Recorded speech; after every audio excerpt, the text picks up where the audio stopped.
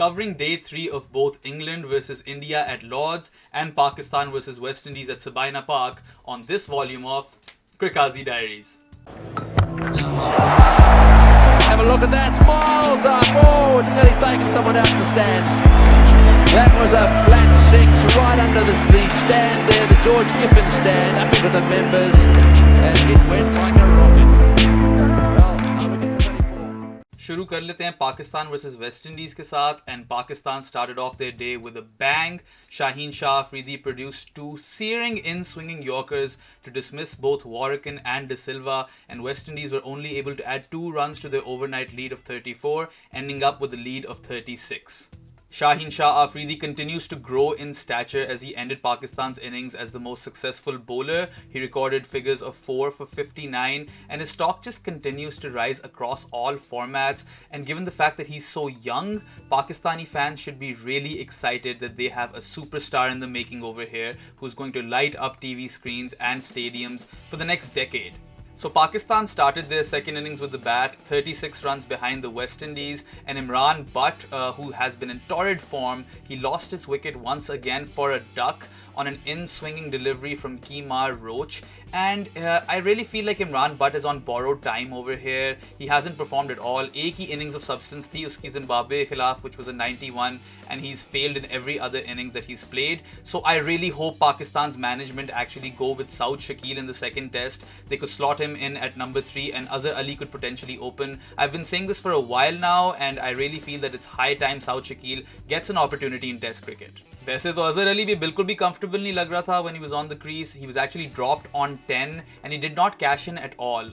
When he was on 23, he was bowled again by an in-swinging delivery from Kemar Roach, but it felt like Azhar really didn't know where his leg stump was. He was too across towards the off, or I think balance out हो गया उसका, and he got bowled around his legs, which was quite an ugly dismissal, and you expect more from Pakistan's premier test batsman. He's played close to 90 test matches now, averages over 40. तो मतलब आप इससे तो ज़्यादा expect करते हो अजहर अली से, and he hasn't really shown with the bat in this series at all. Pakistan's other opener Abid Ali, he actually looked good today for his 34. काफ़ी in control लग रहा था, but then he poked at a short delivery from Jayden Seals which he had no business poking at, और काफ़ी high catch आराम से Jason Holder ने slips में पकड़ लिया. So Abid Ali will be really disappointed, and I think Jayden Seals was the star of the day for the West Indies because थोड़ी सी deliveries ही बाद उसी over के अंदर he removed Fawad Alam for a duck, squaring the left-hander as he nicked it to the keeper Joshua De Silva, and that was a big wicket. Pakistan की अभी lead सिर्फ 29 की थी and Pakistan were 4 down, and West Indies were absolutely in the driver's seat at that point. I've been really impressed with Jayden Seals. He's only 19 years old. He hails from Trinidad and Tobago. It's his 3rd test match and he's already gotten 5 wickets in the test. Abhi Pakistan ki 5 और wickets बाकी हैं, and I do feel like he's going to feature in the wickets column again tomorrow. Or you know, after a long time you're seeing a lot of these young fast bowlers coming from the West Indies, and that's really promising because they have a legacy for it. और बीच में लगता था जिस तरह इनकी जो stocks हैं वो dry up हो गए हैं fast bowling के. So really promising signs, and I hope he has a really fruitful career in test cricket. So Pakistan were effectively 4 for 29 and crease पे दोनों सबसे reliable batsmen इस साल के Mohammad Rizwan and Babar Azam, and they did do a fair rescue job. काफ़ी अच्छा खेल रहे थे. They got a partnership of 56. Rizwan looked in sublime touch once again. बहुत अच्छी strike rate पे भी खेल रहा था. He was hitting the ball cleanly. मगर फिर बारिश आ गई and the rain kind of messed up Pakistan's momentum. So when they came back to bat, Rizwan lost his wicket, and that was, to be fair, an absolute cherry from Jason Holder. बहुत ही अच्छी delivery थी, so I'm not going to fault Rizwan too much. He did score a valuable 30, and जब Rizwan out हुआ, Pakistan was still only effectively 85 for 5. Lead was not too much, and West Indies, it seemed like जल्दी out कर देंगे पाकिस्तान को and will be chasing a target of under 150. असल repair job फिर वहां से शुरू हुई. 85 for 5 आप कह लो पाकिस्तान थी, and Fahim Ashraf came out to bat accompanying Babar Azam, who didn't look too fluid today. 54 पे तो खड़ा है Babar and he's played well, but they've been a lot of tough runs in there, you know. ठीक है, he's oozed a bit of class here and there, but for the most part there were tough runs, and Fahim was actually dropped on 2 in the slip cordon, so that will be a big missed opportunity for the West Indies. They'll be ruining that chance because had they taken it, things would look a lot different for them right now. So ultimately, Pakistan ended the day with a lead of 124 runs, and I think they've done pretty well. I think they ended the day at a very positive note. और दाद देनी पड़ेगी फहीम और बाबर को, क्योंकि जो conditions हैं, they're extremely testing out there. Ball काफी seam कर रहा है और अब तो थोड़ा spin भी करना शुरू हो गया है. And the West Indian pacers gave Pakistani batsmen absolutely nothing. Kemar Roach in particular, जो बहुत ही tight line और length करा रहा था consistently at pace, and he got 2 wickets again. And also, I think even though Jaden Seals got 2 very important wickets at a critical juncture, Kemar Roach, I think, was the pick of the West Indian fast bowlers because he was so miserly, so accurate. Sara apna experience wo to the fore lekar aaya, and I think Pakistan will be wary of him tomorrow as well. So we're all set for an exciting day 4. I think Pakistan will come out and will look to post at least 100 runs. 200 का जो psychological barrier है वो Pakistan cross करना चाहेगा, and I think if Pakistan sets West Indies a target of 200 on the dot, it's fairly even Stevens. Anything under 200, I feel West Indies will be favourite to win it. और फिर अगर आप 200 से ऊपर चले जाओ, like 225 and 250, then I think Pakistan will be favourites. But 200 will be that magic number for tomorrow, I think, at least when they come out to bat. And West Indies, of course, on the flip side, will want to get rid of the remaining Pakistani batsmen as soon as possible. Moving on to the test match at Lords, I feel like England dominated day 3, even though India also fought back, but a packed house at Lords were in utter utopia, or should I say rootopia, as England's skipper ended the day on an unbeaten 180. England got to 391 runs and they now have a lead of 27, and the innings actually ended on the last delivery of the day as Jimmy Anderson was bowled by Mohammad Shami.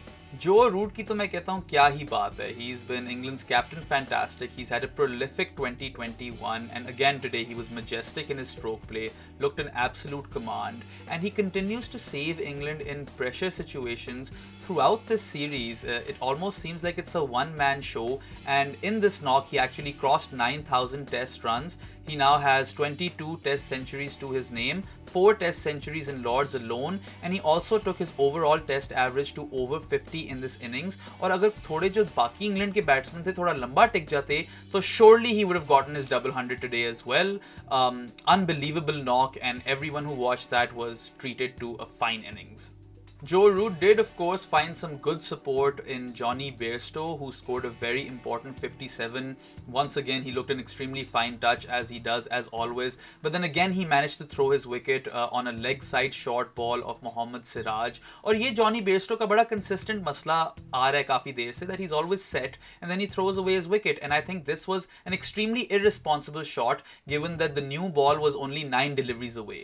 तो उसको ये shot बिल्कुल भी नहीं खेलनी चाहिए थी. He should have seen through the old ball, क्योंकि न्यू बॉल पे उसका काफी होना वहां पे पिच पे जरूरी था. So I think he let England down over there. Next up was Josh Butler, and even though he scored 23, he looked extremely edgy to me, and then ultimately he was removed by virtue of an absolute seed from Ishant Sharma, who, by the way, in my last volume I did tell you guys to watch out for, because Ishant does have a 7-wicket haul at Lords in 2014 and he really enjoys playing here. Now, while Mohammad Siraj may have ended up with the most wickets for India in this innings, I think India's star of the day was Ishant Sharma. After removing Butler, of course, he also removed Moeen Ali, who was making a comeback in Test cricket, and he looked really good for his 27. So that was a big wicket. And then in the very same over, he also removed Sam Curran for a duck. And that's why he swayed the game back towards India, where England were running away with it. So basically, Ishant Sharma ensured that England do not bat India out of this test match.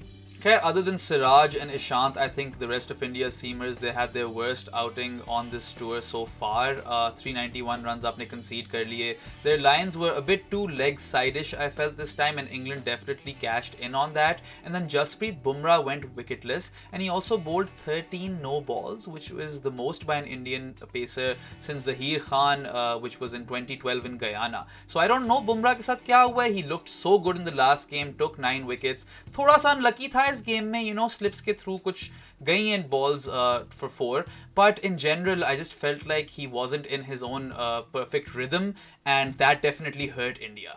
Nonetheless, I think that given how strong a position England were in today, they were 341 for 5 at one point. I think India's done really well to claw their way back into this test match. They got the last 5 wickets for just 50 runs. और एक time पे तो लगा था 27 की lead भी नहीं बनेगी. वो तो Jimmy Anderson थोड़ा ठक्का लगा गया and Joe Root started hitting some unorthodox strokes at that point. तो उस तरह जाकर 27 की लीड हो गई. But England on the other hand, I feel they will be really disappointed क्योंकि एक टाइम पे लग रहा था that they will bat India out of this test match and put it to bed, and that did not happen. And now we find ourselves very much even Stevens. Our last 2 days mein kuch bhi ho sakta hai. All 3 results are possible.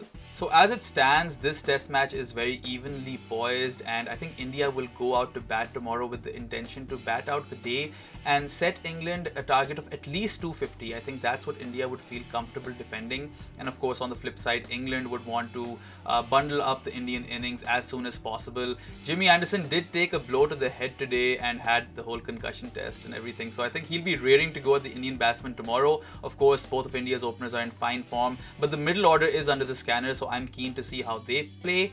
And then, of course, India's lower order has also gotten some runs. So it's going to be an extremely interesting day of Test cricket. And you guys let me know who you think will win this Test match and also the Test match between Pakistan and the West Indies in the comment section below.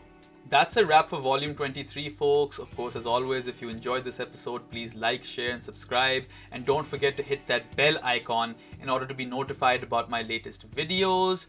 If you have any questions that you want addressed in future volumes, please tweet them at DefMango using the hashtag AskCriqAZI. That's all from me, guys. Kazi off the mic.